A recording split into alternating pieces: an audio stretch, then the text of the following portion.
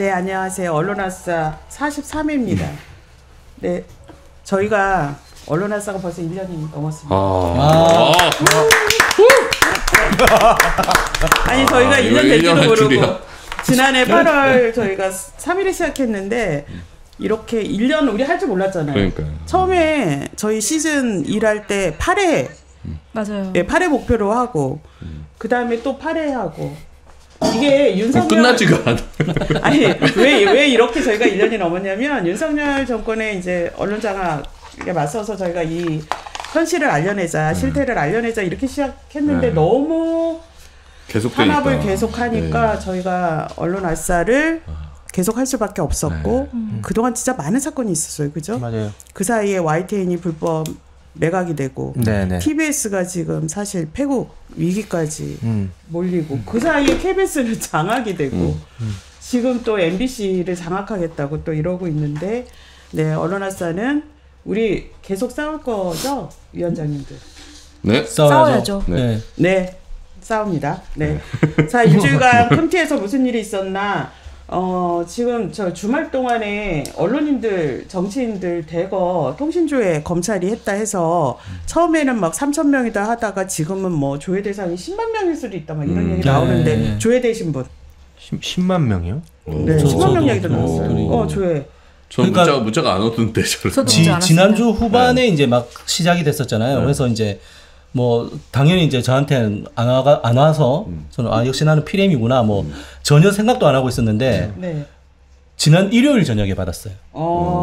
사건 번호가 달라. 문자로만 오는 거. 문자로만 오는 거죠. 네, 일요일 저녁에 받았고 그런데 보니까는 그러니까 주말에 휴일 사이에 주말 사이에 받으신 분들도 꽤 되시는 것 같더라고요.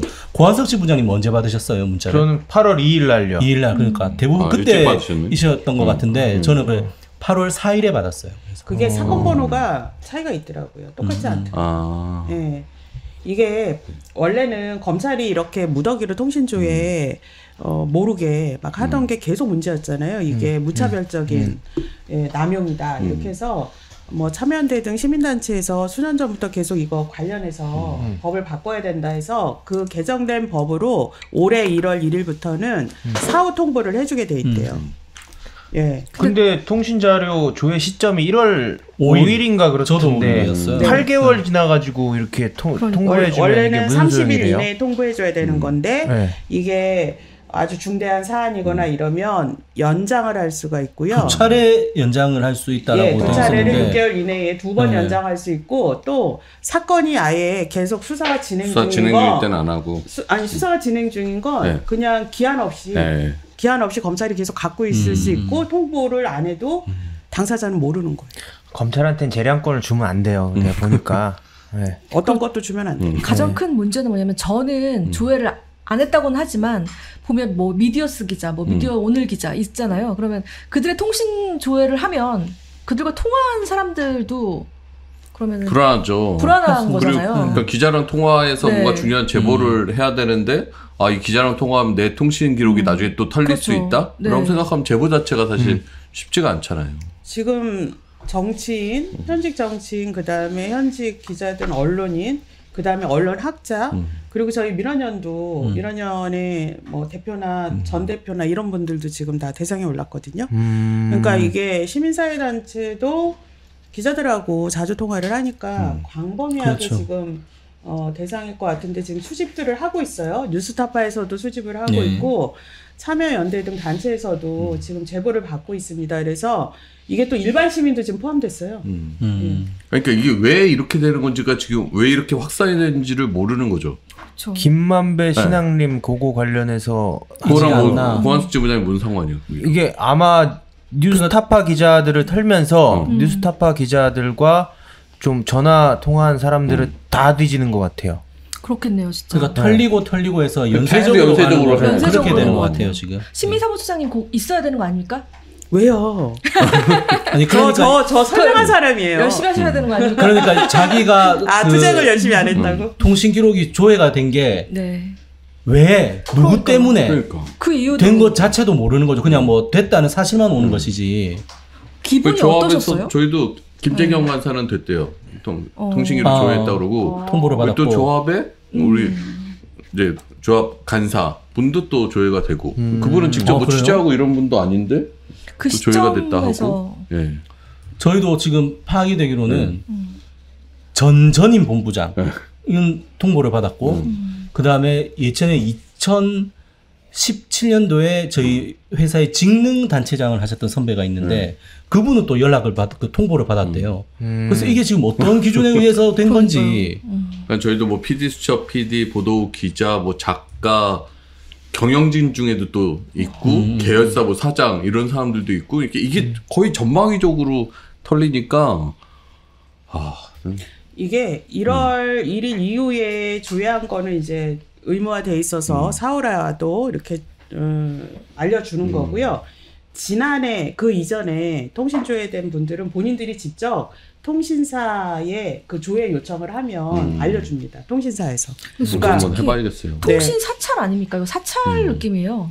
근데 사찰이죠. 네. 이게 자기들이 뭐 엄청나게 그림을 그리잖아요. 그 김만배 신앙님 녹취록을 갖고 뉴스타파가 여러 언론사들과 또 민주당과 다 음모를 꾸며서 선거를 방해했다 이거잖아요. 그러니까 자기들이 허황된 그림을 그리고 그 그림에 맞는 해당되는 사람의 모든 기록을 털겠다는 거잖아요. 지금. 잠재적 범죄자라면. 아니 그리고 이게 영장이 있어야 보는 건데 법원에서 이렇게 무작위로 수천 명을 대상으로 영장을 내주면 어떡해요? 이건 아니, 영장이 이거는 아니라 영장이 있어야 되는 건 아닌데. 영장 없이 이렇게 볼 이건 수 있다고요? 영장 없이 볼 수 있어서 문제라는 거예요. 그러니까 이게 이제 통화 내역이 통화 아니라 내역이나 이런 것들을 상세하게 보려면 영장이 있어야 되는데 이거는 이 전화번호에 주인이 이름이 누구냐, 뭐가 누구냐. 되고 예. 그러니까 주민번호가 통화한 사람이 뭐가 되고 누구냐. 주소가 뭐가 이거예요. 되냐. 네. 예. 아. 그러니까 신원을 확인하는 신원 확인 건데, 차원에서 이렇게 근데 딱. 이것도 법원의 영장 집행하에 돼야 된다라는 게 인권 시민단체들의 강력한 요청입니다. 네. 그렇군요.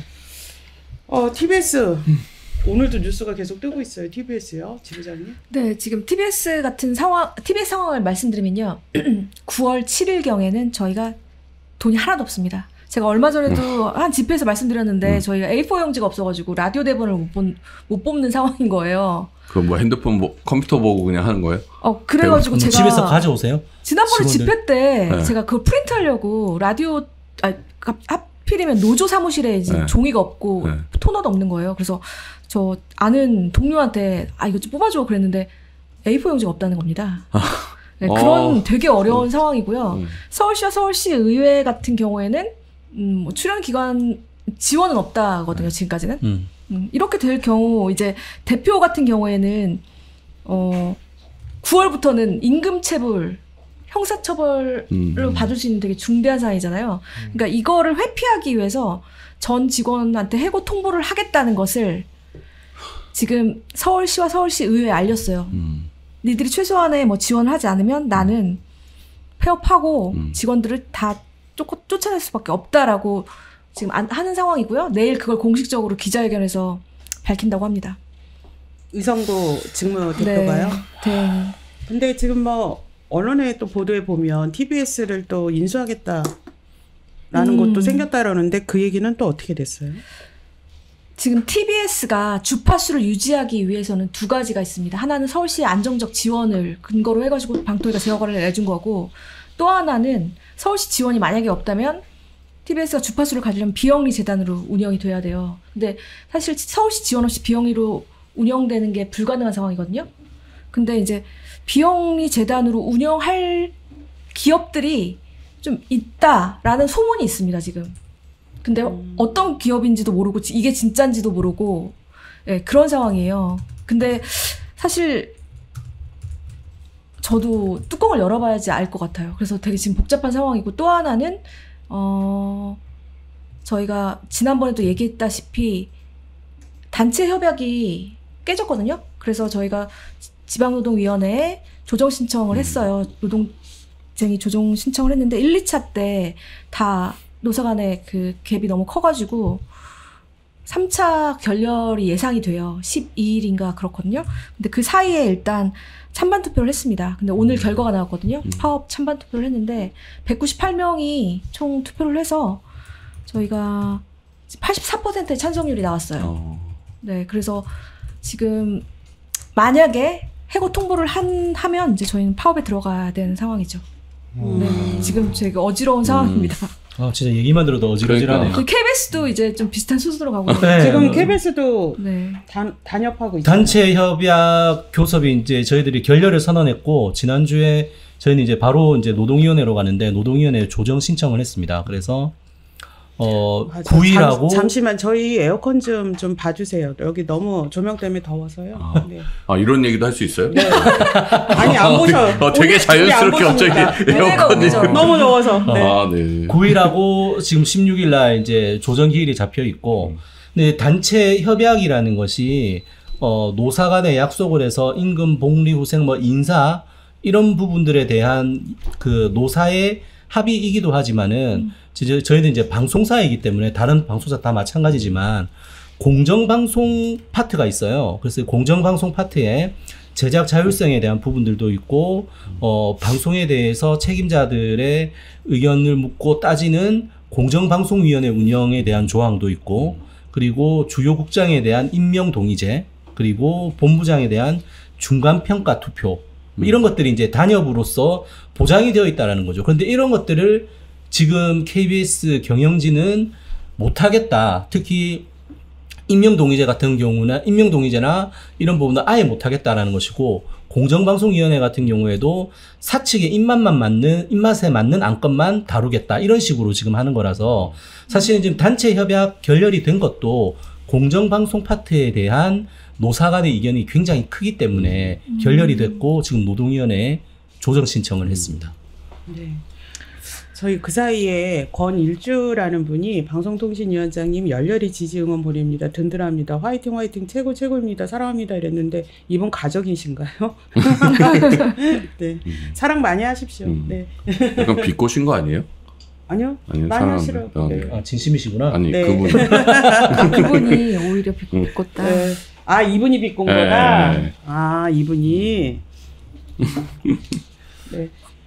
그러면 이제 네, 저희들도 뭐 가게 되는데 뭐 사측도 워낙 공정방송 부분에 대한 이견이 이제 많이 생각이 다르기 때문에 노동위원회 간다라고 해서 뭐 조정이 될 것 같지는 않고 그러면 네. 저희들도 아마 쟁의행위에 돌입하기 위한 찬반 투표를 진행을 하게 되지 않을까 그렇게 예상을 하고 어떻게 있습니다. 예상하세요? 저는 너무 놀랐어요, 솔직히. 뭐요? 압도적으로 이렇게 찬성률이 나올 줄 몰랐어요. 저희- 그만큼 절박하기 네. 때문이죠. 하고 저희들도 그냥 뭐 단순히 좀 표 계산을 해봤는데 저희들이 말씀 여러 번 드렸지만은 노동조합이 지금 단체 창구 단일화에 들어와 있는 노동조합이 3군데인데 이제 노동조합원 전체 조합원의 과반의 찬성을 받아야 되잖아요. 네. 그게 그럼 한 1,500 정도 되는데 저가 4월 달에 출범할 때 그러니까 그 본부장 선거 나왔을 때 저희 집행부가 저희 조합원만 해서 득표를 했던 게 1,500이었어요. 그때 엄청나게 높은 좀 높았죠. 지지율이었잖아요. 그래서 투표율도 높고. 어쨌거나 지금 방민 체제에 대해서는 이제 사내에 있는 조합원 한 30-40명 되는 노동조합 빼고는 다들 방민 체제에 대해서 반대를 하고 이제 분노를 하고 계시기 때문에 저희들이 좀 설명을 드리고 하면은 이런 부분들에 대해서는 다들 아마 동의하시지 않을까. 예, 그래서 방민을 싸워야 한다. 오늘도 좀 여담이지만은 저희 노동조합 조합원도 아니신 분께서 저희 노동조합에 와서 방민 사장 어떻게 할 거냐.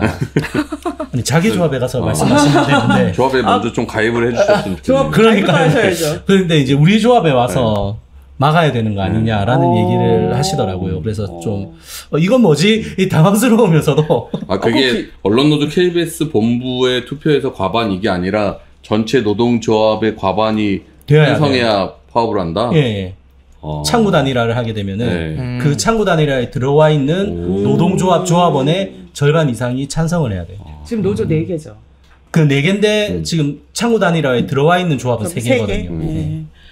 근데 저기 조합원도 아니면서 와서 항의했다라는 거 들으니까요. 저희 시민들이 막 민원연에 예를 들면 언론장악처지 막아야 되는 거 아니냐, 이동관, 김홍일 막아야 되는 거 아니냐, 이진숙 막아야 되는 거 아니냐 하시는데 저희 회원이신가요? 이러면 아니라고 그때 마음하고 똑같네요. 네. 자, MB. 근데 저 궁금한 게 비영리법인은 비영리에 뭐 TBS가 민간으로 넘어가는 거면 네. 그거 그냥 서울시가 하는 거랑 뭐가 다른 거예요? 서울시는 돈을 도저히 줄 수 있는 근거가 없어 사라졌잖아요. 아니 그러니까 서울시 이런 공적인 기관이 비영리적 그러니까 TBS에 지원은 안 하고 네. 다른 민간에 비영리로 이거를 운영하게, 하라고 네. 넘긴다는 게 이게 얼마나 파렴치한 말이 안 되죠. 네. 근데 사실 그게 민영화예요, 사실. 비영리가 하든 네. 영리가 네. 하든 서울시의 출연기관인 게 이제 공적 구조인 건데 이거를 매각을 해서 네. 비영리 재단을 매각하든 영리 기업에다 하든 뭐겠습니까? 네. 결국은 민영화하겠다, 손 털겠다 이 얘기여서 너무 무책임한 거죠. 그러니까요. 네. 이 뭐 오세훈 서울시장이 이거 두고두고 아마 그러니까요. 한평생 이 예. 책임 못 면하고 따라다닐 건데 본인은 대통령 꿈을 꾸고 있다는 사람이 이 문제를 이렇게밖에 풀지 않겠다는 너무 무능한 거잖아요. 것 같아요. 오세훈 무능, 서울시장 무책임. 절대 대권 못 갑니다. 왜냐면 회피형이에요. 돌파형이 아닙니다. 이분한테 맡기면 안 돼요. 나라. 송지현 지부장 선언. 오세훈은 절대 대권 후보가 될 수 없다. 네, 오늘 선언을 하셨습니다. 네, 저희가 잠시 쇼츠 영상을 좀 하나 소개해 드릴 텐데요. 저희 민원연에서 활동가들이 아이디어를 모아서 이진숙 방통위원장이 얼마나 자격이 없고 지금 MBC 장악과 그 방송 영상? 장악을 위해서 혈안이 돼 있는지를 시민들에게 알리기 위한 쇼츠 영상을 좀 만들었어요. 근데 그 영상에 목소리가 압권입니다. 이 성우 목소리. 그래서 저희가 잠깐 소개를 할 건데, 네, 영상을 지금 틀어주실 거죠? 네. 정권 시절 언론장악 부역자 김지철 MBC 사장의 행동대장 이진숙이 누구예요, 방송통신위원장으로 돌아왔다. 저 목소리 누굴까요? AI예요? AI 아니에요? 사람일까요? AI일까요? AI. 근데 목소리가 꼭 저런 성우가 있는 것 같은데. 2012년까지 네. 김지철 MBC 근데 사장은 무슨 엑스파일 이런 데 나오는 목소리로 너무 비슷해요. 울분의 차이 있지 않아요? 네. 성우 목소리가? 너무 잘 만들었다. 고급 귀금속 가게, 백화점, 액세서리 등에 수천만 원을 넘게 사용했다. 부산, 대구, 경남, 창원, 전국 특급 호텔 30여 곳에서 저보다 더 업무상 관련이 있어 격분하셨더라고요. 보이냐? 당시 MBC 홍보국장 이진숙은 뭐라고 해명했냐고. 노조가 대표이사 법인카드 사용 아, 그래서 내역을 AI예요, 정보 사람이에요? 유출, 저거요? 유출자 추적해서 AI? 네, 묻겠다. 정답은 MBC AI 본사 임원 입니다. 시절 특급 아주 공용법카드 감정이 정보 소울이 유출, 충만하시네. 네. 오마카세 식사는 수백만 원, 법인카드를 돈 5만 원이 들어왔어요? 오. 정말요? 닭발 먹고 오리발림. 와. 감사합니다. 감사합니다. 네, 저희가 오마이 TV가 받는 거죠. 이거. 네, 오마이 TV로 들어갑니다. 이렇게 오마이 TV에 후원해 주시면. 감사합니다. 네. 근데 오마이 TV가 저희랑 공동 네. 기획과 그러니까요. 제작을 하고 네. 있어서 네, 오마이 TV에 후원할 가치가 있습니다. 오늘 MBC 또 지난번에 KBS에 막 200명 넘게 KBS 조합원들이 다 모이셔가지고 네. 네. 저항하는 모습을 봤는데 오늘 MBC에서 또 다 모이셨다고요. 네. 저희가 2017년 12월에 이제 현장에서 이제 복귀한 다음에 그때부터 한 7년간은 이렇게 모일 기회가 없었는데 오늘 처음으로 조합원 집회를 해봤어요. 그래서 어떤 조합원 점심 먹기 전에 좀 잠깐이라도 모여서 좀 우리 요구를 하자라고 해서 집회를 했는데 생각보다 되게 많은 조합원들이 와주셔갖고 네. 좀 많이 힘을 받았고, 그러니까 당장 다음 주 8월 13일부터 이제 법원의 집행정지 신청이 받아들여지지 않으면 그 적폐 이 사진들로 교체가 되거든요. 그걸 앞두고 MBC 내부 구성원들이 함께 모여서 항의를 했고, 이렇게 좀 저 MBC죠, 글씨. MBC 글자를 써서 이제 조합원들이 안을 채워갖고 이제 집회 끝나고 나서 이게 점심시간 조금 넘어간 시간이었는데 하여튼 조합원들이 저 글자를 만들어주고 저희 식사하러 따라해도 될까요? 가셨죠. 네? 따라해도 돼요? 팝? 이거 뭐 좋죠. 그럼요. 네. 저희가 이제 어떻게든 이걸 이제 외부에 MBC 상황을 잘 알려보려고 여러 가지 그냥 아이디어를 하다가 네. 요걸 하나 요런 그림을 만들어 보자 해갖고 와인님이 잘했어. Y님. YTN. 왜 얘기 안 하시고 있으세요? 순서 왜 또 건너뛰는 왜 거예요? 건너왔어 Y 뛰었네. 아까 제가 벌써 건너뛰었어요, K로 제가. 넘어가니까 지금 그러니까 무조건 Y를 처음에 해야 된다니까 우리가. 아니면 좀 황당하네. 본인이 안 저 물어봐도. 37초. 죄송해요. 제가 아니 YTN은 별 큰 일은 없어요. 네. 국정조사 준비하고 있고 원래 8일날 하기로 했거든요. 네. 근데 이제 박문진 상황이 워낙에 급박하다 보니까 국회에서 거기에 먼저 중점을 두는 것 같아요. 사실 국정조사 너무 기대되는 게 노종면 의원님 어떻게 그렇게 활약을 지금 하고 계신지 인사청문회에서 그죠. 예. 그분이 예. YTN 국정조사에서도 지금 몇 배로 활약하실 것 같은데. 네. 그리고 아직 공개되지 않은 뭐 자료들도 있고 해서요. 네. 국정조사하면 뭐 나올 겁니다. 여러 네. 가지 것들이. 국회에서 YTN 불법 매각의 진실을 네. 밝힐 거라 기대됩니다. 네. 네.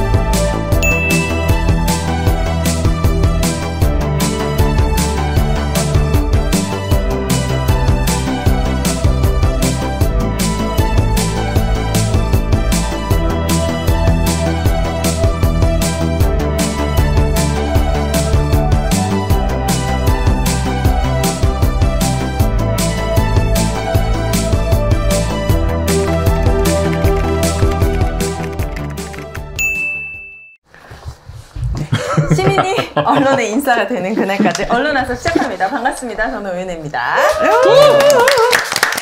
저는 오늘의 초대 손님이 무척 기대됩니다. 아하. 이분한테 대기실에서 여러 가지를 여쭤봤는데 제 질문 수준이 아시겠지만 아주 낮아요. 이런 질문은 처음 들어봐서 막 찾아보시더라고.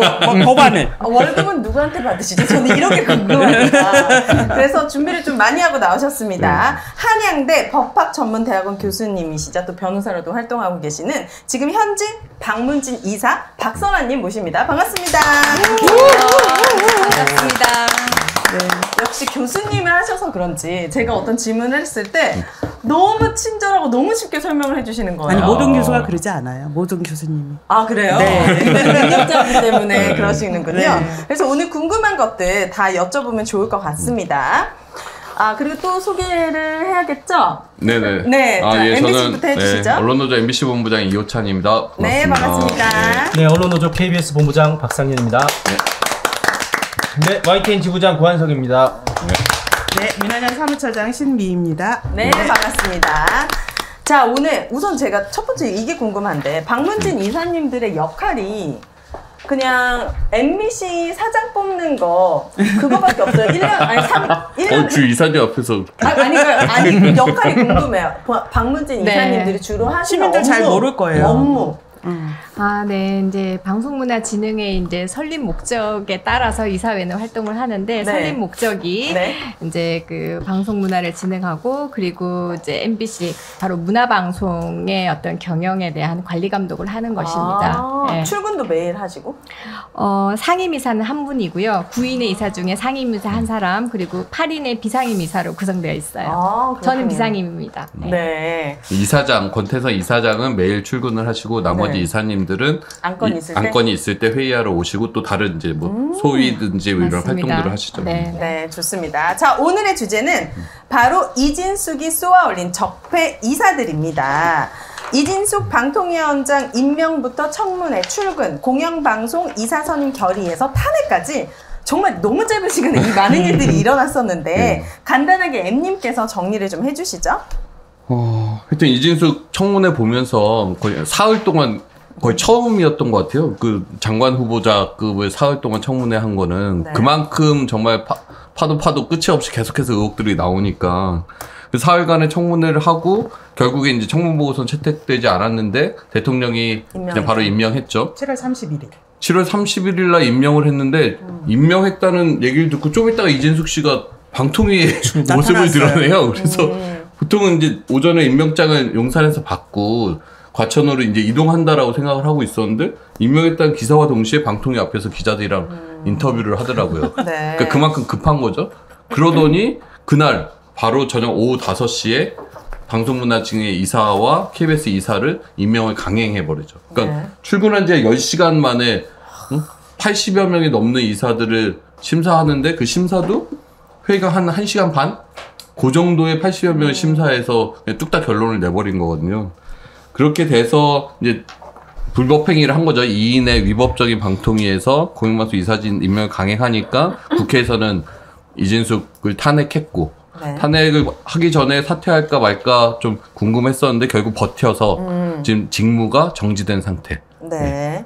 자, 그럼 박선아 이사님께서 이 상황들에 대해서 조금 총평을 해주시면 좋을 것 같습니다. 네, 저는 대통령 선거에서 이긴 정치 권력이 공영방송을 먹겠다는 어떤 무도한 집착 이라고 생각하시고 이 벌인 그래서 우리 사회를 극심한 대립과 갈등으로 몰아넣은 뭐 위법, 위헌, 초법적인 사건이다 그렇게 보고 있습니다. 그렇군요. 그 지금 우리 박선아 이사님께서 소송 중 또 어떤 걸 뭐 소송을 직접 하셨잖아요. 내셨죠. 직접 내셨잖아요. 그것 좀 설명해 주세요. 네, 제가 이제 2021년 8월 13일에 이사로 선임되어서 9인의 이사들과 함께 2024년 8월 12일에 네, 다음 주에 이제 임기가 만료가 되는데요. 네. 최근에 이진숙 방통위가 이제 박태규 상임위원과 함께 2인 방송 체제에서 6인의 방문지 이사를 새로 선임을 하였습니다. 6인을? 예, 방통위 구조에 대한 문제를 차치하고서라도 그날 이제 우리 위원장님께서 말씀 주셨던 그날 벌였던 그들의 어떤 선임 행위 자체가 도저히 묵과할 수 없을 정도로 그러니까 전 임기를 무사히 마치고 학교로 돌아가고 싶었으나 이 위법적 상태에 대해서 현직 이사인 저희들이 나서지 않으면 과연 무도한 행정 권력, 권한의 남용에 대해서 사법적 통제를 받게 할 장치가 하나도 없겠다. 네. 그래서 법의 심판을 받기 위해서 법의 이름으로 이러한 권한 남용, 행정 권력의 남용을 막기 위해서 법원에 네. 가처분 신청과 본안 소송을 제기하였습니다. 다행스럽게도 저희가 월요일 8월 5일에 소송을 제기하였는데 네. 오늘 수요일이잖아요. 오늘 이제 신문기일이 잡혔습니다. 그래서 8월 9일 오전 11시에 서울행정법원 12부에서 저희가 첫 신문기일을 앞두고 있습니다. 신문기일이 뭐예요? 신문기일인데 신문기일은 변론기일, 재판기일이라고 생각하시면 됩니다. 그냥 당사자들이 네. 법원에 가서 네. 그 판사님 앞에서 얘기하는 거예요. 그러니까 뭐냐면 네. 우리가 이제 서면으로 소장이라든가 신청서를 미리 내잖아요. 그랬을 때 판사님께서 직접 당사자와 대리인을 불러서 이제 보면서 어떤 점이 위법하다고 생각하느냐, 뭐 청구의 요지는 무엇이냐 이런 것을 묻고 네. 하는 그런 직접 만나는 판사님을 대면하는 거라고 생각하시면 되고 네. 뭐 편안하게 좀 얘기해도 되는지 네. 모르겠지만 제가 이제 2003년부터 변호사 했었고 했는데 저 본안 소송의 당사자가 되는 게 태어나서 처음입니다. 너무 기쁜. 그래서 사실은 당사자가 아니면 네. 가서 직접 진술할 수 있는 그 권한이 없거든요. 네. 그래서 작년부터 권태수 이사장님, 김기중 이사님 사건 그리고 저희 방문진에서 얘기했던 사건들에서 이제 많이 참여는 했지만 직접 진술할 기회는 갖지 못했어요. 그런데 이제 저도 이번에 신문길에 가서 직접 진술을 하려고 생각하니까 네, 밤새서 판사님께 요약적으로 말씀드릴 내용들을 신나하시는 것 같은데. 감사하죠. 이렇게 빨리 불러주시기 때문에 8월 10일까지 저희가 만약에 결정을 받게 되면 인용 결정을 받게 되면 13일부터 이제 그 임기가 시작될 그분들의 어떤 무도한 그 과정들을 막을 수 있기 때문에 네. 사실 상당히 기대하고 있습니다. 그럼 이게 만약에 받아들여지면은 계속 연임하시는 거예요? 새로운 사람이 들어올 때까지? 방문진 이사들이 뽑힐 때까지? 이제 법률에 대한 설명이 조금 필요할 텐데요. 방문지법 그 6조 2항에 보면은 후임 이사가 그 선임될 때까지 그 후임 이사는 당연히 적법한 후임 이사입니다. 적법한 후임 이사들이 선임될 때까지 임기가 를 계속한다라는 규정이 있습니다. 네. 그 이유는 이제 공공기관 같은 경우에는 다 그러한데요. 왜냐하면은 업무가 마비되면은 사실은 공익에 저해가 되기 때문에 공공기관 관련된 법률에는 그러한 조항이 다 있고 저희 방문진법에도 그러한 조항이 있습니다. 네. 이진숙 씨 긴장하셔도 될 것 같아요. 이분이 법학 전문 대학원 교수님이야. 너무나 잘못 쉽고도 걸렸어. 너무 쉽고도 똑 그죠? 네, 뭔가 좀 든든합니다. 그러니까 이게 집행정지가 되면 이제 스텝이 꼬이는 거죠. 지금 이진숙 씨는 탄핵으로 인해서 직무가 정지됐잖아요. 네. 그럼 1인 방통위 체제란 말이에요. 그럼 여기서는 의결을 못 하잖아요. 그럼 새로 뭐 이사진을 다시 그러면 정당하게 심사를 하거나 이럴 수도 없어요. 그렇게 되면 지금의 기존의 이사진의 임기가 연장이 되는 거고 이거를 바꾸려고 하면 이진숙 씨가 그냥 사퇴하고 다시 방통위원장 뽑아서 2인 체제라도 만들고 근데 이제 집행정지에서 2인 체제를 어떻게 판단할지에 따라서 뭐 2인 체제에서 결정을 할 수 있는지 아예 정상화 이후에 해야 되는지 좀 복잡한 상황이 벌어지죠. 근데 하여튼 법원이 아주 좀 상식적인 판단을 내려주시기를. 네, 지금 네. 시청자 YSJ님이 이번에 선임된 이사들을 무효화시킬 수는 없나요? 요런 지금 변호사님 얘기를 듣고. 네, 저희 이제 가처분 소송이라고 하는 것은 이제 본안 소송의 결론을 기다리기까지는 시간적인 여유가 없고 만약에 본안 소송이 확정되기 전에 확정될 때까지 기다린다라면 또 다른 회복할 수 없는 손해가 생긴다고 해가지고 가처분 소송을 한 것이고요. 전체적으로 무효로 취소 또는 무효로 선언해 달라고 하는 소송은 본안 소송인데 이번에 가처분 소송과 본안 소송을 함께 제기했습니다. 그래요. 어쨌든 이 신문기일이 좀 빨리 잡혀서 고무적이라는 말씀을 하시는 네. 거죠? 네. 아, 그 결과도 그럼 좀 기대해 볼 수 있는 거 없이고. 근데 그 결과가 12일까지 나올지 아니면 13일 넘어갈지는 알 수 없는 거잖아요. 아직. 그래서 이제 저희가 네. 가처분 사건 진행을 해보면 네. 이제 첫 기일에 이제 성명이라고 해서 네. 이제 판사님께서 심증을 형성해서 결정을 내리기까지 뭐 부족한 점이 있다라고 하면은 또 이제 추가 보강을 하라는 네. 말씀을 하시거든요. 아무튼 저희가 이제 그런 사태가 생기지 않게끔 네. 많이 준비를 해서 저희 변호사님께서 정말 혼신의 노력을 담으셔가지고 네. 저희가 재판에 대비를 했었습니다. 네. 네. 좋습니다. 자, 그럼 시작해 보도록 하겠습니다. 본격적으로. 첫 번째 키워드는 미션 클리어입니다. 자, 이진숙 방통위원장 임명 후 재빠르게 공영방송 이사 선임이 의결이 됐는데 그 과정들이 정말 문제가 많았습니다. 먼저 방금 우리 사무처장님이 말씀해 주신 대로 1시간 반 만에 83명의 심사를 하는 것이 가능한지, 그리고 단 2명이 투표를 계속했다는 이 큰 두 가지의 문제가 있는 것 같아요. 어떤 것 같아요? 박선아 이사님은 3년 전에 인터뷰 하셨을 거 아니에요? 면접 하셨을 어떤 식으로 이루어졌어요? 그러니까 당시에 이제 코로나 상황이었음에도 네. 불구하고 2021년 상황이었음에도 불구하고 과천 방통위로 출석을 해서 네. 그러니까 면접에 임했습니다. 이제 다만 이제 대면 면접은 아니었고 이제 회의실에 이제 지원자들이 순서에 따라서 이제 입장을 하고 각 그 방통위원님들 5분은 본인의 집무실에서 화상으로 접속을 하셔가지고 면접을 했었고요. 굉장히 밀도 있는 질문들을 하셨고 저한테는 사실은 최근에 누가 물어보셔가지고 네. 이제 기억을 좀 더듬었었는데요. 제가 사실은 뭐 방송 경력이 있는 사람은 아니지 않습니까? 그러니까 왜 방송, 그러니까 법만 하던 사람이 방송 관련된 그 이사를 하려고 하냐고 물으셨고, 그런데 이제 법률에 보면은 우리가 이제 그 방송에 있어서 전문성도 중요하지만 경영과 법률에 있어서의 전문적성이 있는 사람들도 이사로 들어가게끔 하는, 왜냐하면 다양한 구성이라는 게 중요하니까요. 그래서 네. 제가 그 법률에 대한 조항을 말씀드리면서 그런 역할을 하려고 이사를 한다 이런 말씀 드렸었고, 네. 그리고 이제 우리가 방문진 이사 같은 경우에는 정치적 다양성의 문제도 굉장히 있는 것이기 때문에 이제 추천을 할 수 있습니다. 이렇게 시민단체에서도 추천을 할 수 있고, 그리고 정당도 추천할 수 있고, 그런데 이제 저 같은 경우에는 스스로 추천한 것으로 이제 썼으니까 네. 정말 스스로 추천한 게 맞느냐, 어떤 큰 정치 권력으로부터 추천받은 거 아니냐, 이런 말씀도 하셨을 정도로 되게 그러니까 밀도 있게 한 20분 이상 5분 모두가 저에게 질문했었고, 그게 아마 녹화 기록으로 남았을 것입니다. 그렇다면 2024년에 이루어졌던 이 절차하고는 많이 비교가 될 것이다, 그렇게 생각하고 있습니다. 그러니까 이게 문제가 뭐냐면, 그러니까 김홍일 전 방통위원장도 국회에 나와서 그랬고, 이상인 전 직무대행도 그랬고, 기존의 선례대로 그대로 진행했을 뿐이다, 이렇게 주장들을 했거든요. 2018년, 2021년 절차에 따라서 했을 뿐이다.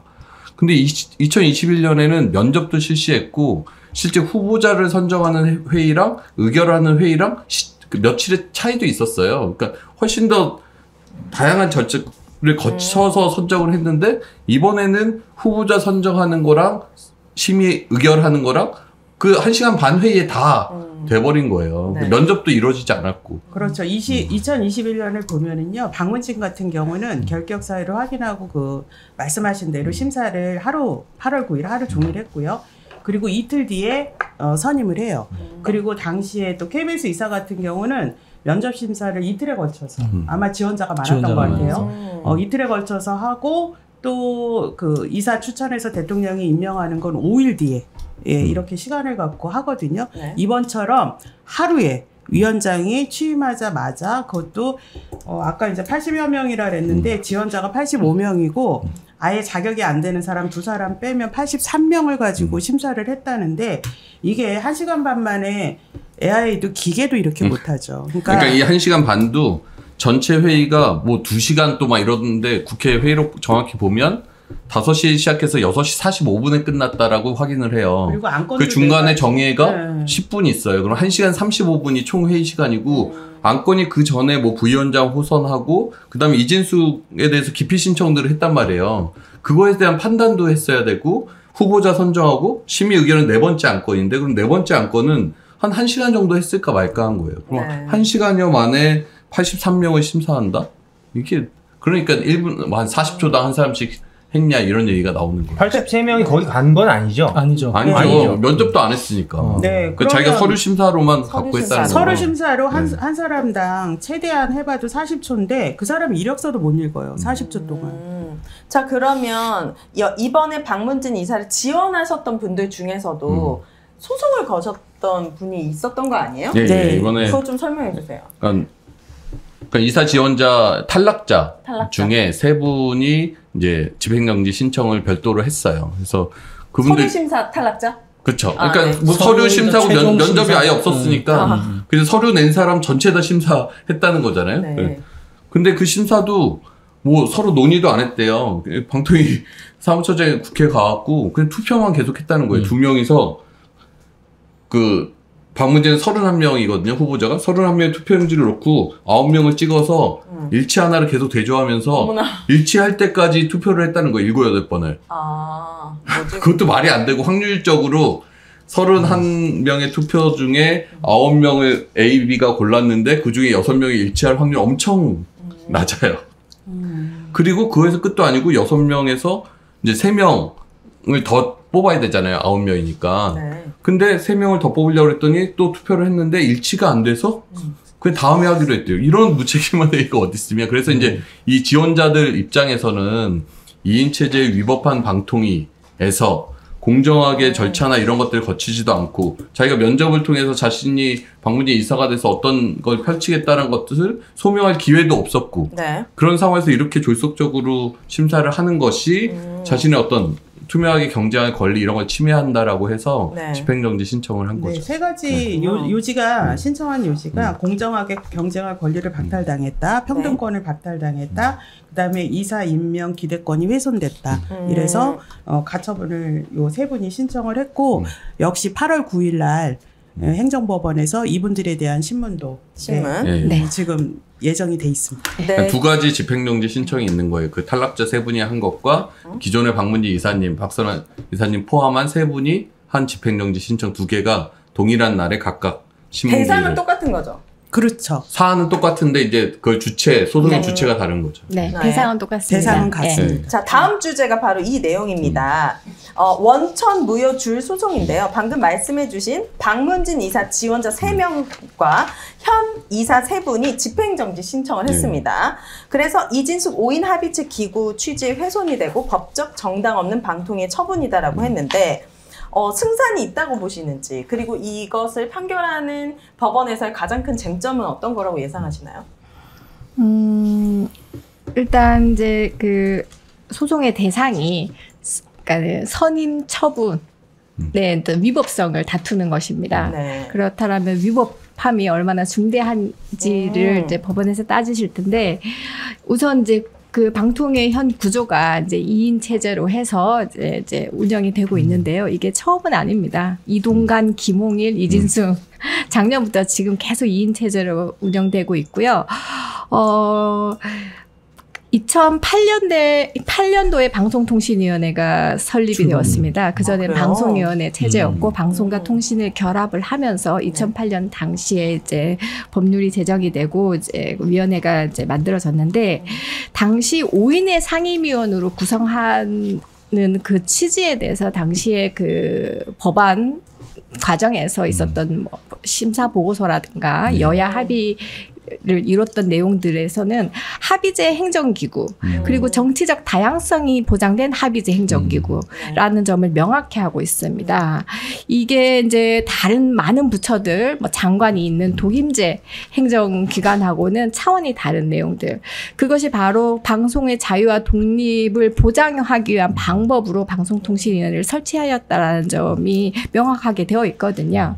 그러나 지금 방송통신위원회가 그렇게 구성되지 못하고 있기 때문에 이것은 법률을 정면으로 위반한 것이다.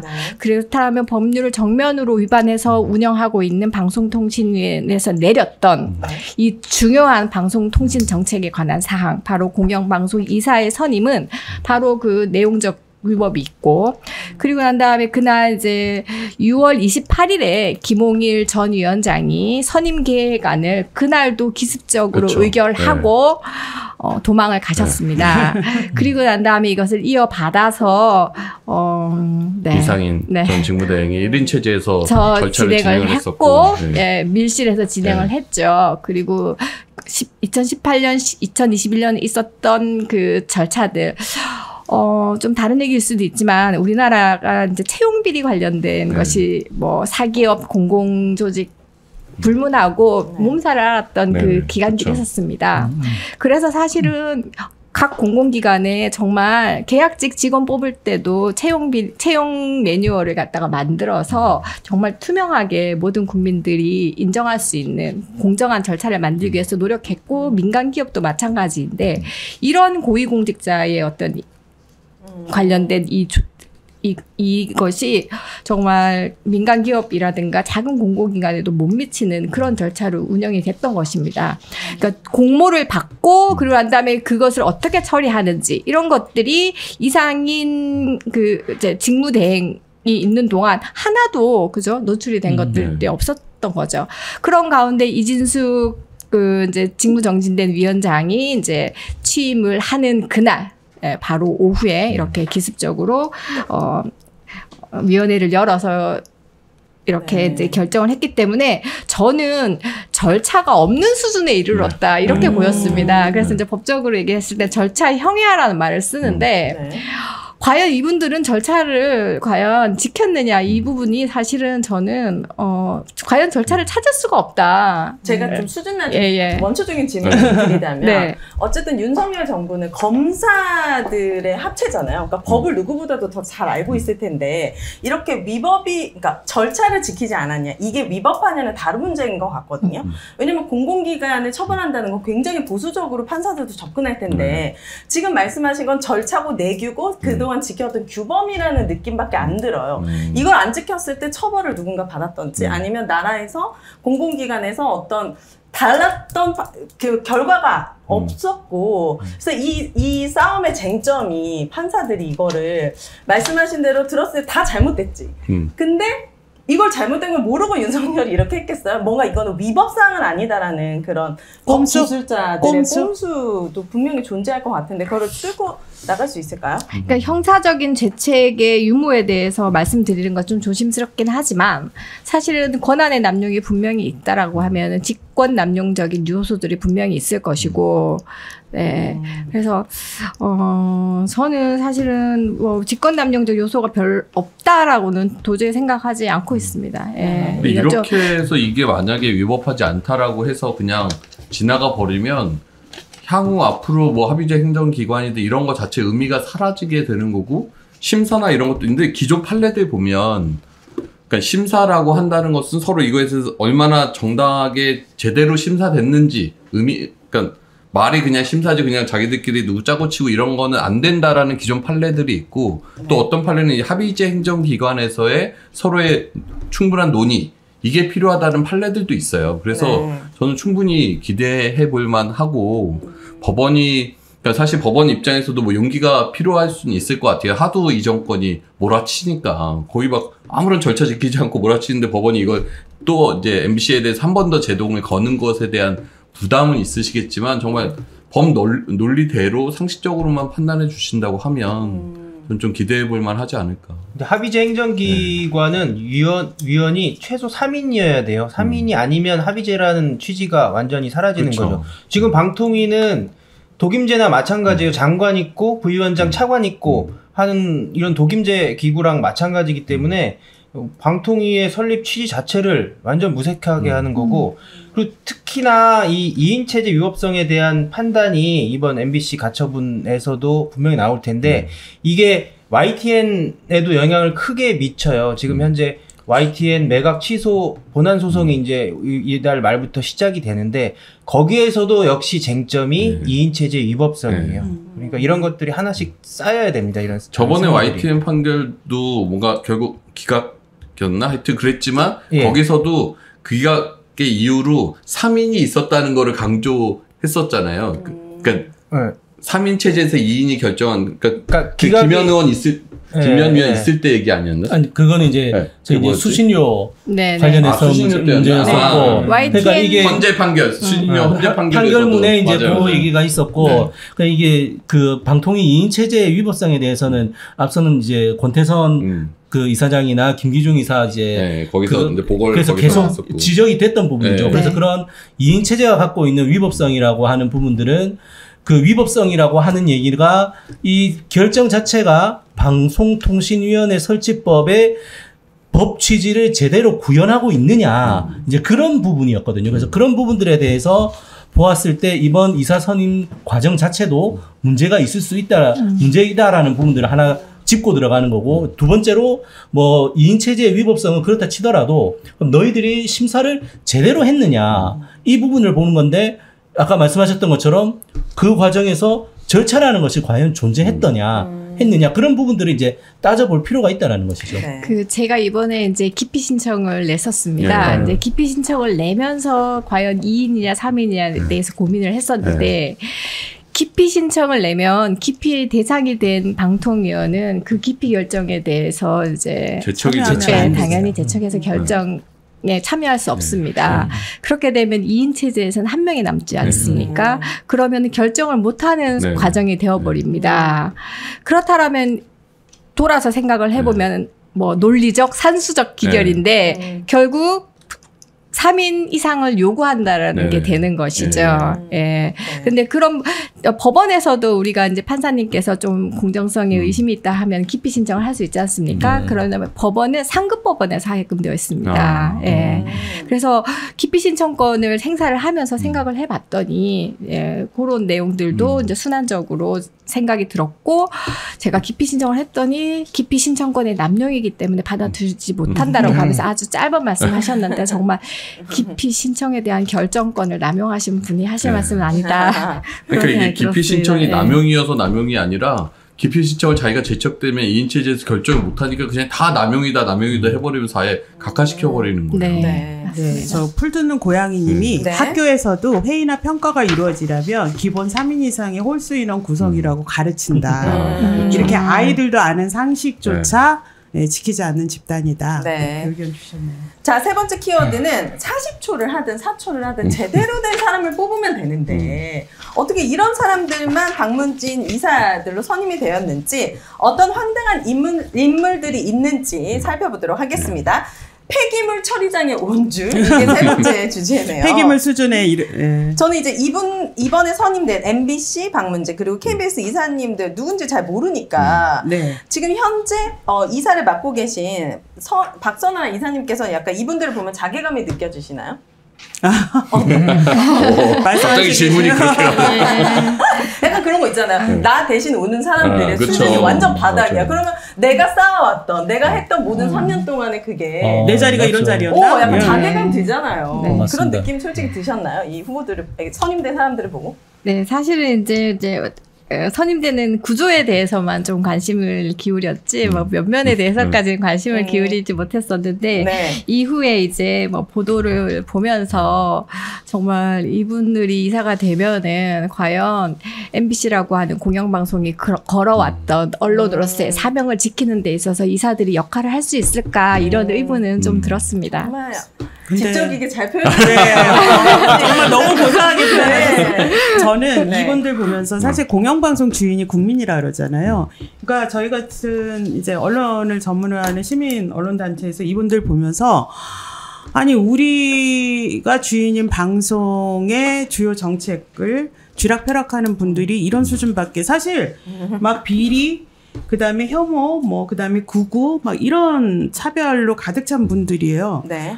왜 이런, 그다음에 뭐 어떤 분은 정말 그 문제가 됐던 법카 잘못 사용해가지고 그 방심위 내부 조사에서도 방송, 예. 그 지적을 받았던 사람이, 그리고 방심위에서 표적 시비했던 사람이 일로 와서 공영방송 이사를 하겠다, 이런 걸 보면서 정말 자괴감이 들죠. 어떻게 이런 사람들이 공영방송을 하고 구체적으로 있냐. 말씀해 주세요. 이무영 이분은 이해충돌이라는데 어떤 부분 네, 때문에 지금 아마 이해충돌이죠? 관련한 자료들 이제 보실 그 혹시 텐데. 언론들에서 PT했던 거 네. 한번 예. 지금 MBC MBC부터 말씀을 방문진 드릴게요. 이사들의 예. 그거는 아마 여기서부터 M님이 만약에 해주실 거예요. 네. 설명드리면 이우용이란 저 사람은 2011년 김재철 사장 시절에 라디오 본부장이었어요. 그래서 저희가 적폐 시절에 되게 유명한 사례로 드는 것이 김미아 씨 퇴출. 뭐 시사평론가 지금 김종배 시선 집중하시는 그 김종배 씨가 그때는 손석희 시선 집중에 고정 패널로 가는 패널이었어요. 근데 패널도 회사가 잡아서 내쳤고 당시 김어준 씨가 MBC에서 색다른 상담소라는 것들을 진행하고 있었는데 그거 폐지시키고 저런 것들이 국정원의 MBC 장악 시나리오에 다 나왔던 내용들이거든요. 여기에 MBC를 장악하기 위해서는 이러이러한 좌파적인 색채를 가진 사람들 다 퇴출시켜야 된다라는 거를 앞장서 시행했던. 하나 넘겨주시면 저 윤길용이라는 사람은 이제 PD 수첩 담당했던 그 시사교양 국장이었는데 그때 당시에 저저번 주인가에 최승호 PD MBC PD 수첩에서 당시 가장 핵심적인 PD 최승호, 한학수, 뭐 이후환 이런 PD들을 다 퇴출을 시켰던 사람이에요. 그리고 최근에 저 토론회에 가서는 윤길용이라는 사람이 민주노총 언론노조는 홍위병이라고 얘기하는데 홍위병은 너무 약하고 크메르루주에 가깝다. 크메르루주가 캄보디아의 이 극단적인 무장 단체인데 한 150만, 200만을 학살한 사람들이에요. 그러니까 저 사람의 뇌구조에 MBC 구성원들의 대다수가 민주노총 언론 노조인데 그 사람들을 크메르루주라고 생각하는 이런 사람이 이게 그런 사람이 와서 만약에 MBC를 관리 감독한다고 하면 도대체 MBC 구성원들을 어떻게 하겠다는 건지 정말 좀 의심스럽고 악마하고 이번에서 저는 가장 핵심적인 인사는 그 다음에 보시면 임무영이라는 사람인데 이제 공안검사가 둘이 들어와요. 방송문화진흥에 왜 공안검사가 필요한지 모르겠는데 앞에 얘기했던 허익범이라는 예전 드루킹 특검했던 사람, 그 다음에 임무영 저 사람이 이제 공안검사 출신인데 이 사람이 이제 검찰을 그만두고 그 극우 정광훈 목사 그 집회에 나가갖고 적화 통일을 막기 위해서 검찰을 그만뒀다 이런 식으로 이야기를 하는 정말 약간 극우적인 성향의 사람이고 이 사람이 이번 기회에 이제 페북이 다 털렸는데 페북에 쓴 글들을 보면 정말 가관해요. 그러니까 장애인에 대해서 정말 적나라하게 장애인 그 지하철에서 이제 계시는 장애인분들을 인어공주라고 비아냥을 거리고 또 흑인도 흑인 여성 그러니까 디즈니에서 인어공주의 그 인어를 흑인 여성을 쓰니까 그걸 갖고 또 비하하는 그런 글을 올리고 참하네. 뭐 중국 위성이 어디로 떨어질지 모른다 이런 게 했을 때 전라도 지역에 뭐 주석궁이 표시가 돼 있다 막 이런 얘기하면서 지역 비하하고 중국 위성 파이팅 막 이런 식으로 호남 지역 비하하고 그러니까 온갖 극우 소수자 비하 혐오 이런 인식으로 가득 찬 사람 그런 사람이 어떻게 공영방송을 MBC 관리 이진숙 씨랑 되게 친한 모양이죠. 저기가 이진숙 씨의 최근 법률 대리인이요. 그리고 이진숙 씨를 누님이라고. 네, 우리 누님. 저 페북에 보면 우리 누님이 그동안 마음고생 많으셨다. 이진숙 씨보다 어린가 보죠? 그런 것 같아요. 그러니까 그러니까 법률 대리인을 그런 방통위원장이 자기가 심사를 해서 공정한 심사를 했다고 했을 때 자기 변호사를 지금 임명을 한 거잖아요. 이게 공정한 심사 자체가 될 수가 없죠. 임무영 변호사는 스폰서 검사로도 악명이 높았다고. 뭐야? 스폰서? 그때가 이제 최승호 PD가 PD 수첩에서 고발했던 이제 검사들이 이제 건설업자로부터 온갖 스폰서를 받으면서 룸살롱에서 접대받고 막 이런 것들 다 폭로했는데 그때 대표적인 부산에서 접대받았던 검사로 임무영이라는 이름이 나오는 거예요. 그래서 본인은 뭐 절대 아니라고 주장하는데 그 건설업자의 책에 나온 진술들이 너무 구체적. 근데 왜 처벌을 안 받았지? 검사들은 진짜 판사들 처벌 안 받는 이. 네, 알겠습니다. 하여튼 저런 류의 인사들로 방문진 6명이 다 채워진 거예요. 자기는 누구셔야 될 것 같은데 이 정도면은. 그리고 막을 겁니다. 그러니까 왜 방송문화진흥의 6명 중에서 3명은 놔두고 3명만 지금 교체를 한 거거든요. 기존 산수가 복잡한데 얘네가 9명을 다 교체를 해야 되는데 9명을 다 교체를 안 하고 6명만 교체를 한 거예요. 그럼 나머지 3명은 그냥 살아 있어요. 그러니까 계속 이제 후임이 올 때까지 임기가 연장되는데 권태선 이사장과 박선아 이사님과 김기중 이사 요 3사람은 교체를 한 거예요. 가장 비판적이었던 분들 아니에요? 그렇기도 하고 약간 법률가여서 그랬던 건지 이유도 사실 알 수가 없잖아요. 이유를 전혀 알 수가 없고 네. 이제 속기록과 회의록을 통해서 본인들이 했던 것을 공개를 해야 되는데 제가 알기로 어제 현장 검증을 이제 과방위원회 국회에서 가셨을 갔을 때도 때. 이제 제출 거부했던 것으로 네. 알고 있습니다. 네, 자기만이- 그래서 뭐 법률에 규정이 없고 네. 절차를 공개하지 않았기 때문에 아무런 근거를 알지 못한다. 그렇다면 현재로서는 자의적으로 그냥 단순히 본인들의 그냥 입맛에 맞게끔 그러니까요. 했다라고밖에 이해할 수 없는 상황이라 네. 입니다. KBS 이사도 KBS 또 도 못지 과감해요. 않습니다. 면면을 보면 저희는 근데 참 MBC 보면은 그래도 KBS 이사가 되신 분들은 양반이라는 생각이 듭니다. 진짜 너무 MBC에 뭐 비빌 수 있을 수준이 아니라서 저희들은 못지 진짜 않아요. 그 서기석 현 이사장이죠. 근데 이분은 헌법재판관 출신이어서 그런지 네, 지금도 뭐 이사장이시고 그래서 법 해석을 참 잘하세요. 그래서 사실은 지금 방민체제 출범하는데 1등 공신이어서 그래요? 네, 그 기술자인 거죠, 기술자. 사실 박민 사장이 들어올 때 이사들끼리 26대 KBS 사장을 이렇게 뽑자라고 이제 합의를 한 게 있는데 그 합의했던 거를 사실은 아까 말씀하셨지만 뭐 형해화시키면서 회의를 그냥 마음대로 휴회했던 회의를 뭐 종료시키고 뭐 그 다음에 원래 결선 투표에서 2명에 대해서 해야 되는데 네. 한 명이 사퇴를 하니까는 그냥 한 명에 대해서 찬반 투표를 해서 하는 식으로 해서 이제 박민 체제가 출범하는데 뭐 개국 공신 같은 분이시고요. 박민을 근데- 탄생시킨. 예, 근데 이분이 다시 되셨어요. 이번에 다시 되셨고 그리고 이제 권순범 이사 이분 또 12기 이사회 이사하셨는데 이번 13기 이사에 다시 선임이 되셨는데 좀 이례적인 게 보통 서기석 이사라든지 박문진도 마찬가지지만 보궐이사로 들어오신 분들은 보통 다음에 한 번 더 이사를 하는 경우가 종종 있었는데 권순범 이사 같은 경우에는 12기 시작할 때 처음부터 같이 있었던 이사인데 임기를 또 3년 꽉 더 채우고 또 다시 임명이 됐어요. 근데 왜 이렇게 됐느냐? 그 봤을 때 저희들 추측으로는 저분 역시 박민 체제가 출범할 때 공신이셨고 그리고 최근에 KBS 내부적으로 조직 계약을 한다라고 해서 굉장히 조직 개편에 대한 반발 목소리가 많은데 저분이 적극적으로 이사회에서 박민 체제 조직 개편을 찬성하고 계세요.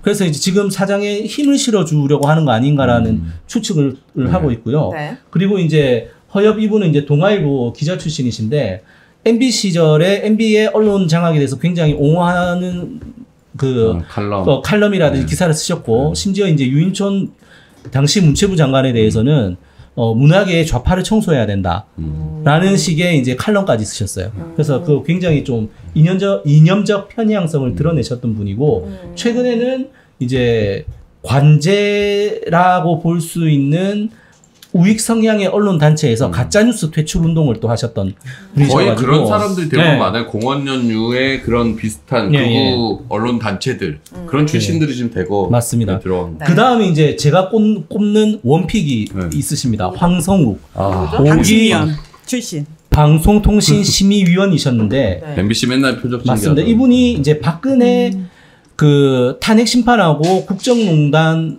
사건과 관련된 변호인을 지내셨어요. 그래서 이제 한때는 이제 그 자유한국당의 혁신위원이기도 하셨는데 당시에 자유한국당에서 박근혜 전 대통령에 대해서 이제 자진 탈당을 하시라라고 하니까 아 그러면 나는 내가 나가겠다 해가지고 자기가 자유한국당 혁신위원을 내팽개치신 분이에요. 그만큼 박근혜에 대한 충성이 있는 분이시죠. 그래서 뭐야?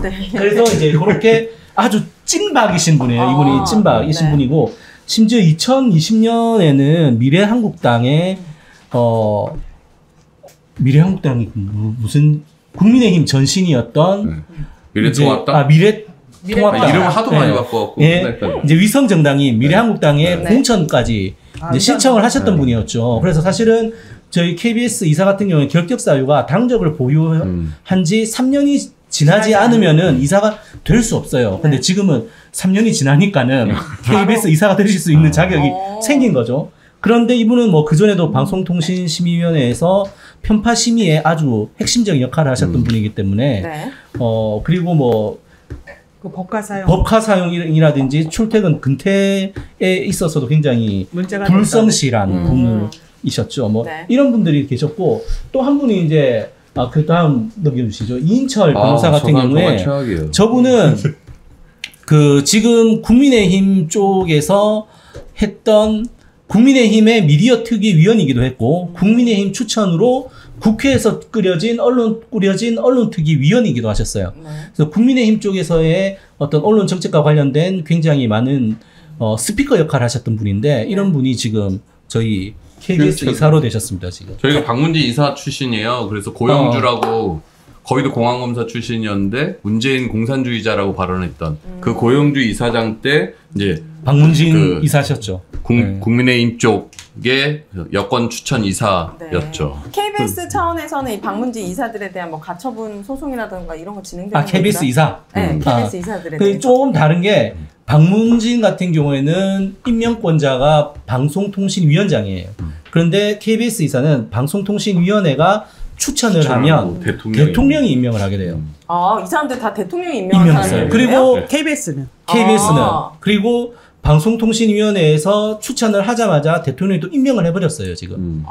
그래서 이제 방송통신위원장하고 다투는 게 아니라 이거는 대통령의 임명권하고 이제 다투게 되는 문제라서 그래서 이게 임명 과정에서의 어떤 문제라든지 적법성 여부와 추천 과정에서의 적법성이나 이제 절차적인 정당성은 또 다른 문제라서 이 부분들은 저희들이 조금 다르게 보고 있는 거고 결과적으로는 어쨌든 뭐 저희들도 뭐 소송의 주체는 이제 탈락하신 분들이라든지 그분들께서 조금 마음을 먹으셔야 되는 부분이라서 그런데 이제 저희들이 하기는 좀 박문진 이사나 아니면 박문진 이사에 지원했던 분들이 가처분에서 인용이 된다라고 하면 KBS 이사를 지원한 분들이나 KBS 이사였던 분들도 법적 대응에 나설면 승산이 있지 않겠습니까?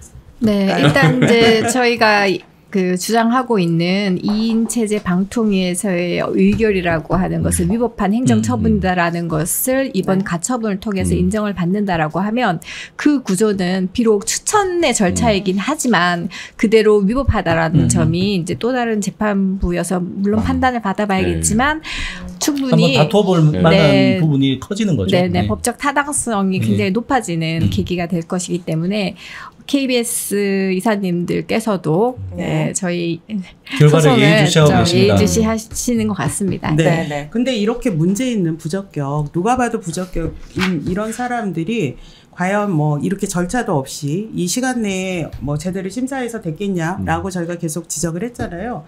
정동영 의원이 그래서 이거는 용산에서 명단 준 거다.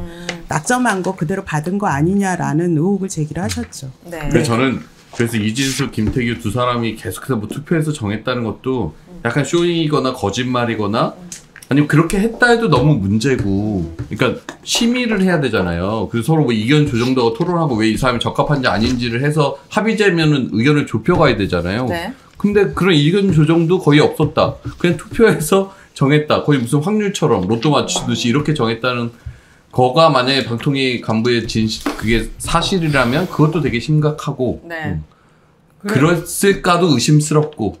그래서 국회에서 또다시 이제 청문회를 하겠다. 이 과정이 지금 의혹이 너무 많아서 정상적인 절차로 된 게 아니기 때문에 이 과정을 밝혀내겠다. MBC 박문진 이사들 선임 과정의 청문회. 그래서 지금 날짜가 잡혔어요. 언제죠? 8월 9일. 그러니까 오늘 의결을 했는데 지금 이제 과방위에서 국민의힘 의원들은 뭐 이거 청문회 안 된다 뭐 반발을 하고 그랬는데 다수결로 하는 거니까 다수결로 해서 청문회 해야 된다 이렇게 의결이 돼서 8월 9일 날 청문회를 하고요.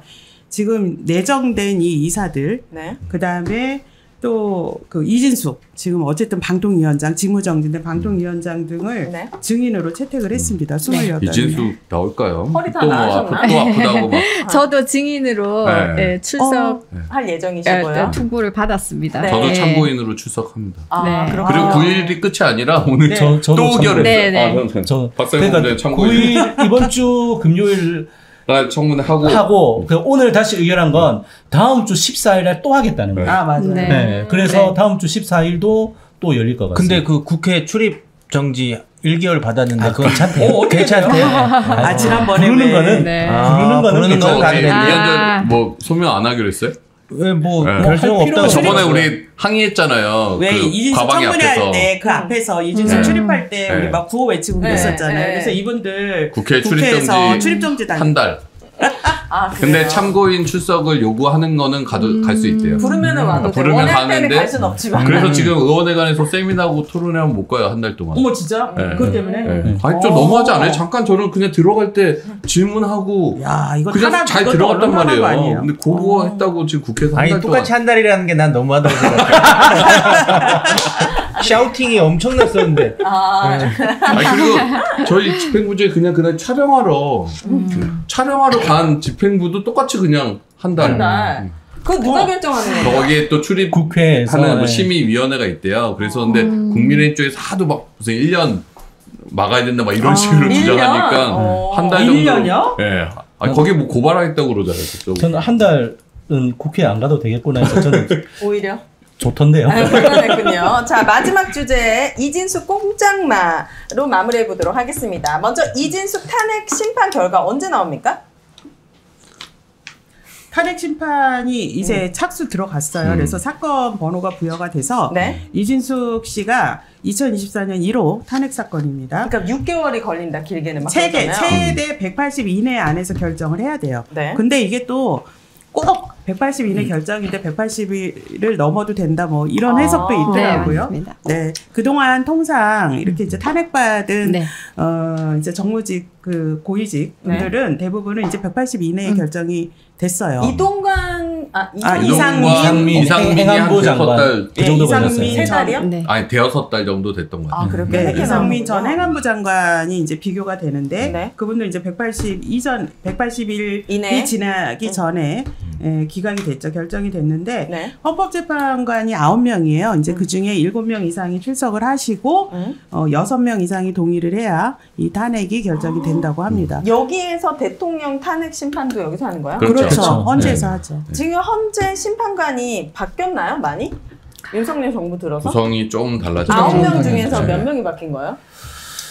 거기까지는 모르겠는데요. 네, 네, 뭐 계속적으로 네. 이제 지금 임기가 임기가 만료가 만료된 되면 또 것들이 바뀌고 또 바뀌고 하고, 네, 소장이 바뀌었고, 네. 네. 소장이 바뀌었고. 소장도 바뀌었고, 그래서 전체적으로는 약간 보수 성향이 우위인 구도로 좀 지금은? 바뀐 네. 상황입니다. 네. 그 탄핵 관련되어서 이제 제가 좀 꼭 짚어보고 싶은 게 있었는데, 이틀 만에 탄핵 의결을 했다라고 하면서, 정말 뭐 졸속이다, 네. 뭐 무고 탄핵이다, 이런 얘기들을 해서 그것은 정말 여론을 호도하는 굉장히 기술적으로 네, 나쁜 맞습니다. 방법이다, 워딩이. 그렇게 생각을 했는데, 어떤 점이 그러냐면 시간이 중요한 게 아니죠. 얼마나 중대한 위법을 저질렀는지가 중요하고, 네. 그리고 아까 얘기했던 것처럼 절차라고 하는 것은 투명성이 중요한 것이거든요. 그렇다면 그때그때 밟아야 되는 절차들이 있고 그 과정에서 공정성이 담보돼야 되는데 어떤 절차를 갖다가 그죠? 반나절 안에 그러니까요. 했으면 사실은 정말 또 사실적으로 보면은 오히려 더 중대한 위법성이 높아지는 거거든요. 그렇죠. 그걸 갖다가 이틀 만에 탄핵했다라고 하면서 그러한 것을 얘기하는 어떤 법 기술자가 있던데 네. 그 점은 정말 여론을 호도하기 위한 방법이다. 절대 그렇지 않다. 반나절 만에 한 것은 이건 정말 중대한 위법이다. 그분이 반나절을 그 자리에 계셨던 이틀을 계셨던 2개월 있었던 중요하지 않다. 그런 얘기를 네. 드리고 싶어요. 그렇게 해서 뽑은 이런 이사들이 앞으로 해야 될 일의 중대성을 네. 생각하면 그 심사 과정이 얼마나 중요한 과정이었는지 네. 그리고 그런 중요한 과정을 그렇게 졸속적으로 처리한 거 그리고 앞에서 누차 법원이 2인 체제 방통위의 위법에 대한 지적들을 해왔는데도 그걸 그냥 깡그리 대놓고 무시하고. 무시하는 네. 거잖아요. 그런 것에 대해서는 철저히 저는 책임 물어야 된다. 자, 이진숙은 왜 사퇴하지 않은 겁니까? 월급 계속 받고 싶고. 저는 그렇게 생각하고 그 있습니다. 임무도 아니, 완수했고. 빵도 사 먹어야 되고. 아예 그거보다 아니, 월급 왜 주는 거예요? 이동관하고 김홍일 때는 네. MBC 그 방문진 이사들을 교체를 못했잖아요. 네. 근데 이제 이 탄핵을 받으면 직무가 정지가 되니까 그 기간 안에 교체를 못하니까 그걸 비껴간 거고 이진숙은 어쨌든 이렇게 무도하게 하루에 1시간 반 만에 네. 이제 자기 미션을 수행을 했으니까 네. 나는 이제 미션 수행했다. 그래서 나는 헌재 심판을 받겠다. 이렇게 뻔뻔하게 나온 것 같아요. 네. 네. 오로지 그냥 MBC 장악 그 생각밖에 없었던 거고 MBC 장악을 위한 한 단계에 넘어갔어. 그러니까 나 미션 끝이고 나는 방통위 마비돼도 돼.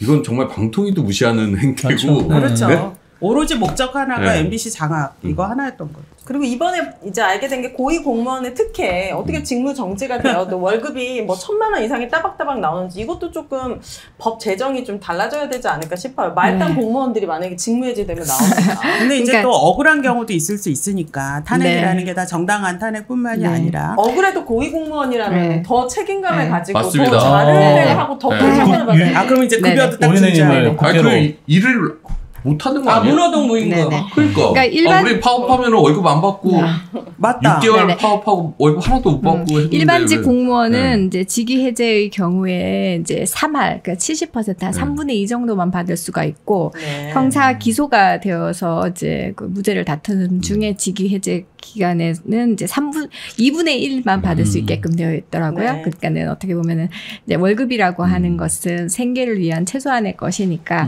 그 정도만 보장을 하는데 이제 탄핵의 경우에는 사실은 탄핵 절차라고 하는 것이 아직까지는 그렇게 법률적인 절차로 완전히 정착은 된 건 아닌 것 같아요. 예, 그래서 법도 있고 헌법 재판소법에 이제 규정도 있긴 하지만 아직까지는 이제 뭐 탄핵 절차라고 하는 것에 대한 많은 정치적 법적인 쟁점들이 있는 가운데 그런 어떤 국민적인 눈높이에 맞지 않는 점들이 그쵸. 분명히 있는 것 같습니다. 고위 관료들은 더 크게 책임을 느끼고 잘못했을 때 더 크게 처벌을 받아야지 거기서 장난을 안 칠 거 아니에요. 네. 근데 이렇게 다 빠져나갈 수 한 그러니까요. 3분의 1 정도로 깎거나 뭘 좀 해야지 아니 이거. 오늘 과방위원장이 오늘 그 전체회의 하면서 아, 국회의원의 가장 중요한 그 자질은 요건은 문호동 무임금이다. 네. 일을 해야 된다. 이렇게 얘기를 할 때 제가 되게 인상이 깊었는데 이거 문호동 무임금 원칙 적용해야 그러니까요.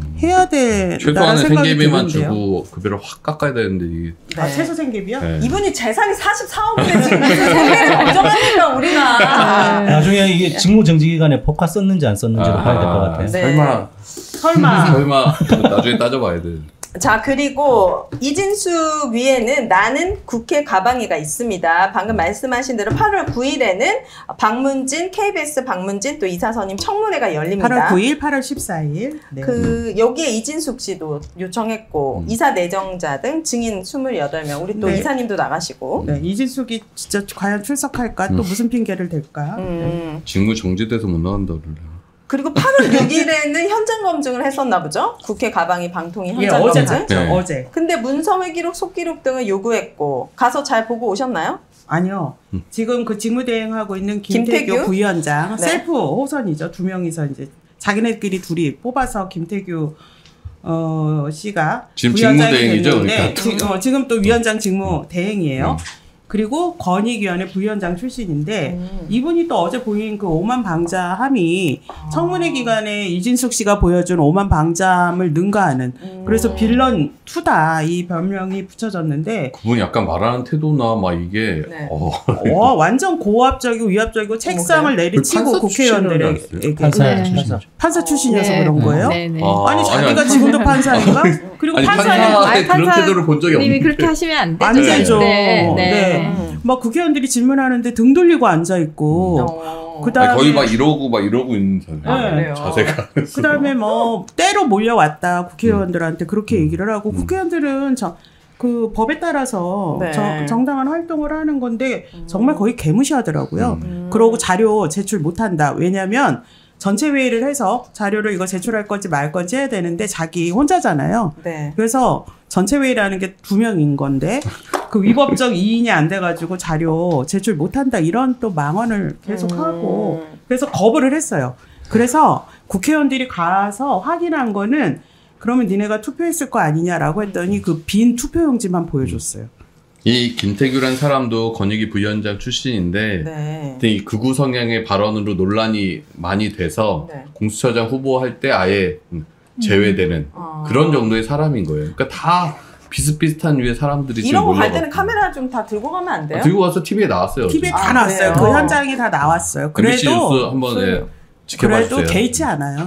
개의치 않고 뭐 그냥 대단한 자기 분들이 거리낌 모였네요. 없이 그냥 네. 그런 포압적 행태를 그대로 보여주더라고요. 자, 보니까 MBC 2대 주주 정수장학회 이사장의 친박 허원재 전 방통위원이 임명됐나요? 네, 최근에 정수장학회가 이제 2대 주주예요. 최대 주주가 70% 지분을 갖고 있는 방송문화진흥회고 또 2대 주주가 정수장학회인데 정수장학회 이사장이 임기가 다 만료가 안 됐는데 갑자기 바뀌었어요. 만료가 안 됐는데? 네, 예, 물러나고 그 자리에 친박계로 분류되는 허원재 전 방통위원이 왔는데 이게 이진숙 씨가 또 MBC 본사 시절에 이른바 MBC 민영화 밀실 네. 추진했던 당사자 아닙니까? 네. 혹시라도 이후에 또 MBC를 민영화하려고 2대 주주까지 움직이고 있는 거 아니냐라는 의심을 사는 움직임이 지금 포착이 된 예전에 거죠. 박근혜 정부 마지막 정무 수석했던 사람인데 네. 하여튼 공교롭게도 왜 이 시점에 정수장학회 이사장이 바뀌냐 그리고 어쨌든 정수장학회 지분 30%를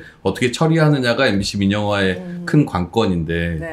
그걸 위해서 뭔가 작업을 하기 위해서 들어온 거 아닌가 하는 의심이 좀 드는 거죠. 그런 소문이 있어요. 풀 뜯는 고양이님도 남겨주셨는데 KBS와 MBC는 차원이 다르게 장악될 것이다. MBC는 노조 파업을 유도해서 아주 회사를 엉망진창으로 만들고 값을 이렇게 낮게 만든 다음에 이렇게 팔아넘길 그럴 수 있죠. 망치려고 온 사람들이다. 이런 소문이 있는데 이 소문 잘 듣고 계시죠?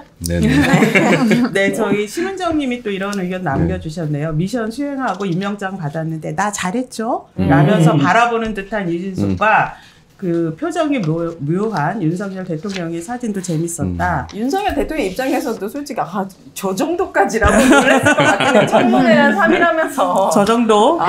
진짜 혀를 내둘렀을 것 같아요. 저 풀 듣는 고양이님 질문이 있어요. 뭐요? 그러고 보니 광복절 즈음 방역 목표를 제작하고 있다는 이승만 우상화 다큐가 KBS에서 진짜요? 어떻게 지금 되고 있는지 궁금하다. 이거 말씀 주셔야겠네요.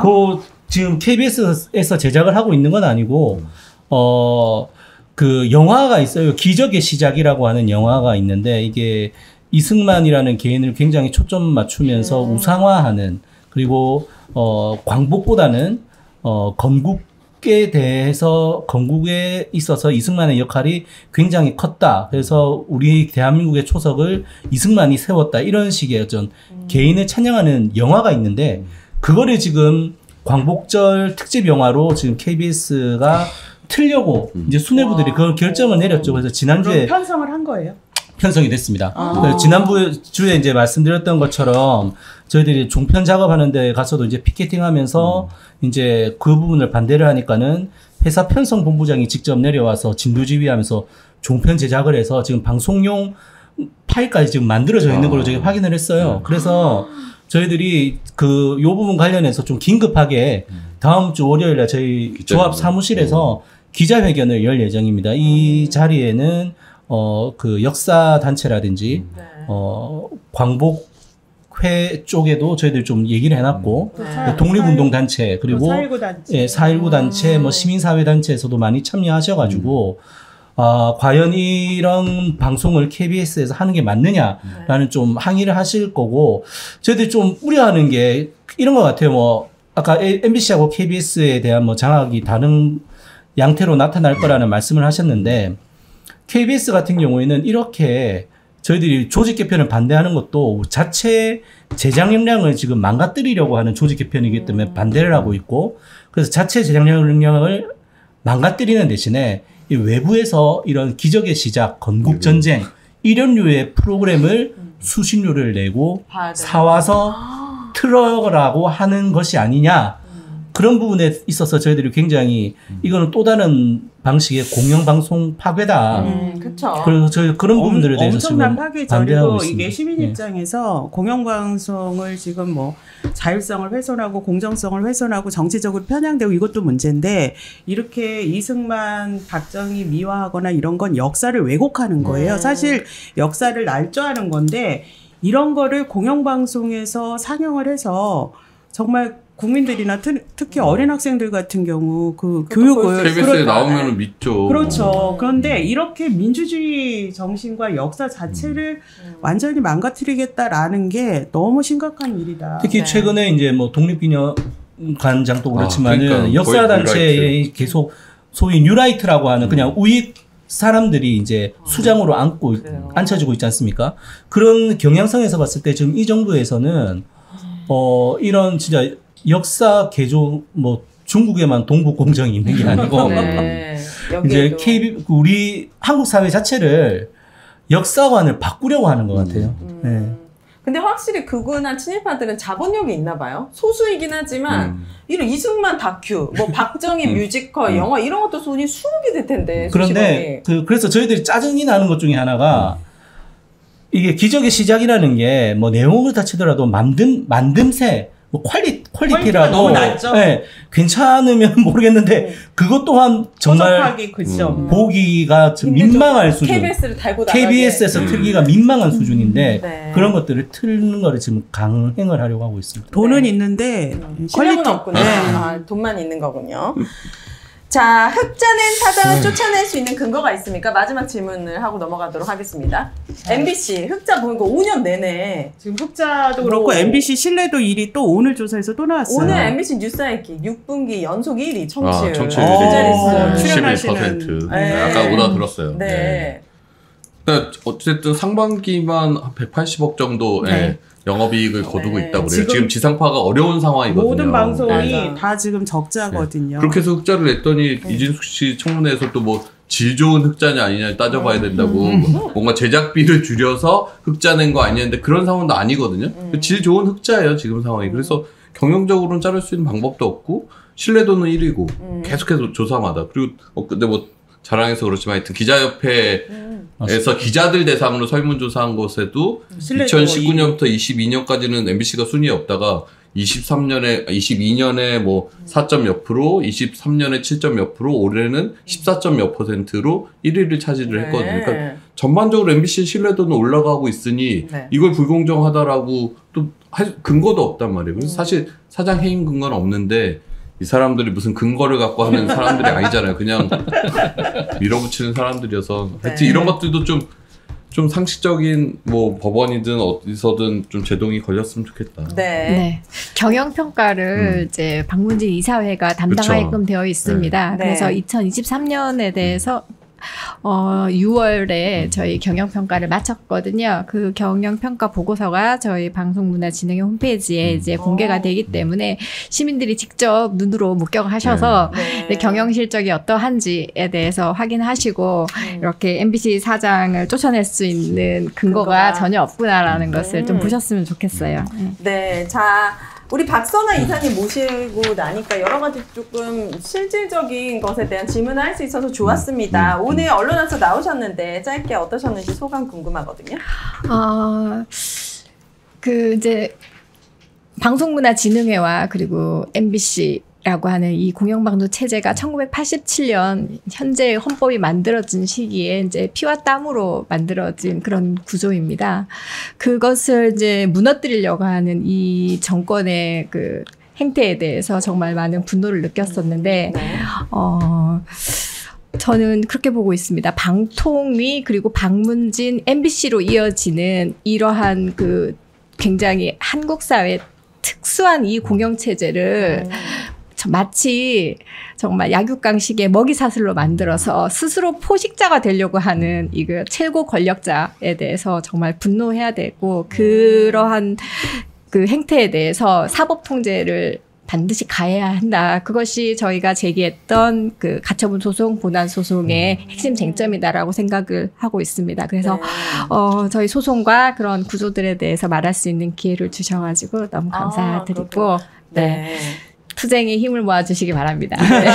요즘 가장 핫했잖아요. 박문진 이사 선임하면서 박문진 이사. 그게 되게 불투명하고 그 자리가 그렇게 가고 싶은 자리인가 약간 되게 그런 느낌이었는데 딱 우리 박선아 이사님을 뵈니까 박문진 이사에 대한 이 신뢰도가 확 높아지고 이런 분들이 계셨기 때문에 그래도 MBC가 그래도 신뢰도를 다시 쌓을 수 있었구나라고 직접적으로 느낄 수 있어가지고 저에게도 좋은 경험이었습니다. 이사님 하실 때는 이런 상황까지 생각 못 하셨을 것 같아요. 근데 정말 3년 동안 너무 고생들을 하셔갖고 방송문화진흥회 이사가 이렇게까지 고생하는 자리는 아니란 말이에요. 근데 거의 3년 동안 투사들이 되셔갖고 저희 옆에서 지켜보면서 되게 감사하기도 하고 그렇습니다. 그렇군요.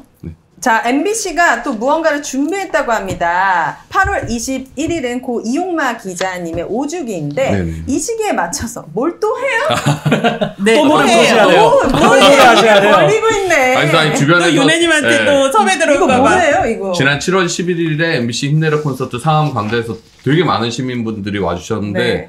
계속해서 콘서트 2 안 하냐 뭐 이런 누가 그래요? 뭐 여러 같은 질문이네요. 요구. 네.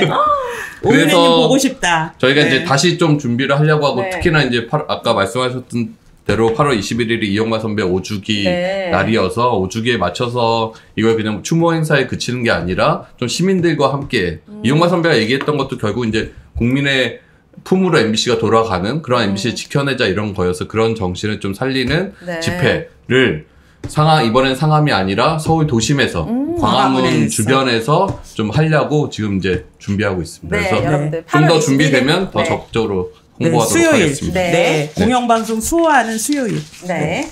자, 시민이 언론에 인사가 되는 그날까지. 잠시만요. 잠시. 아. 예, 아주 이거는 중요한 게 뭐예요? 있습니다. 어제 오유래님 생신이었다고. 아니, 그리고 지나서 축하해주는 사람들이 어딨어요? 우리 언론학사 1년 됐어요. 아, 이거 같이 축하해요. 네, 같이 축하하는 아. 의미로 네, 우리 시청자 생신 여러분. 축하드립니다. 네. 시청자 여러분들도 초가 왜 하나예요 지금? 1주년. 근데 네. 언론학사 1년하고 뿌듯한 게 뭐냐면 이분들이 막 청문회며 기자회견이며 성명서며 막 여러 군데서 활동하잖아요. 네네. 근데 언론학사에서 그나마 조금 이 방송의 스킬을 네. 주르고 잡아서 네. 더 마이크 잡고 말씀을 잘할 수 있지 않았나. 아, 예, 제가 질문을 하겠습니다. 네. 언론학사 함께한 1년 어떠십니까? 아, 굉장히 후회하고 있습니다. 내가 모르고 싶은, 안 그래도 머리가 터져 죽겠는데, 내가 언론인들의 삶까지 알아야 되는데, 이런 게 조금 괴롭지만, 네, 끝까지 함께 투쟁하도록 하겠습니다. 네, 윤혜님이 투서가 된 것 같아요. 1년 동안. 네. 네. 아닙니다. 부정하고 싶습니다. 여러분, 앞으로도 언론학사 많이 사랑해주시고, 여기서. 축하 노래 안 부르나요? 생일을 아니, 안 부릅니다. 여기서 싸우시는 모든 분들 함께 응원하고 지지해주시기를 바라겠습니다. 예. 시민이 언론의 인사가 되는 그날까지, 언론 아싸! 감사합니다. 감사합니다. 몇 번째 생신? 생신 축하. 축하드립니다. 네.